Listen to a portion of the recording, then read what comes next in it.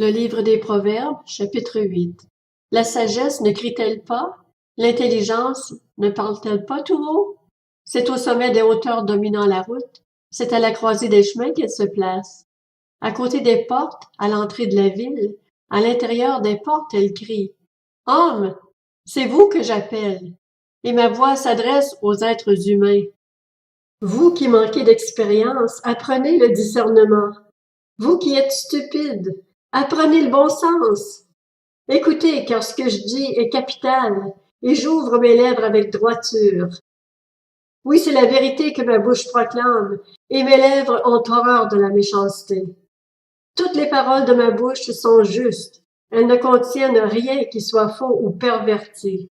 Toutes sont exactes pour celui qui est intelligent, et droites pour ceux qui ont trouvé la connaissance.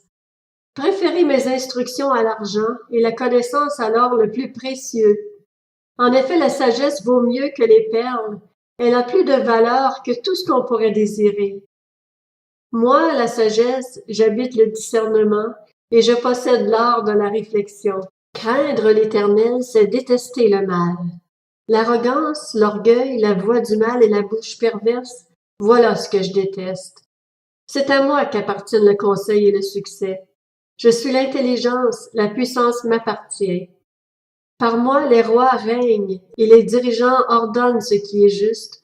Par moi gouvernent les chefs, les grands, tous les juges de la terre.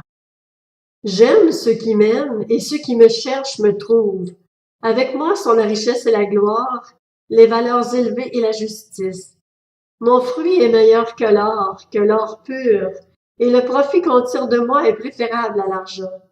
Je marche sur le chemin de la justice, au milieu des sentiers du droit, pour donner des biens en héritage à ceux qui m'aiment, et pour remplir leur trésor. L'Éternel me possédait au commencement de son activité, avant ses œuvres les plus anciennes. J'ai été établi depuis l'éternité, dès le début, avant même que la terre existe. J'ai été mis au monde quand il n'y avait pas de mer, pas de source chargée d'eau.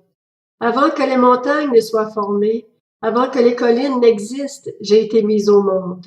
Il n'avait encore fait ni la terre, ni les campagnes, ni le premier grain de poussière du monde. Lorsqu'il a disposé le ciel, j'étais là.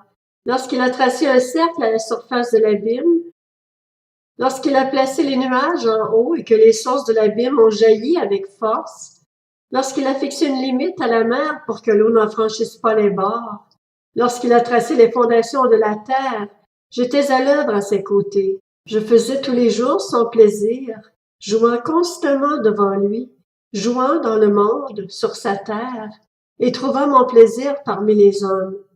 Et maintenant, mes fils, écoutez-moi. Heureux ceux qui persévèrent dans mes voies. Écoutez l'instruction pour devenir sage. Ne la négligez pas.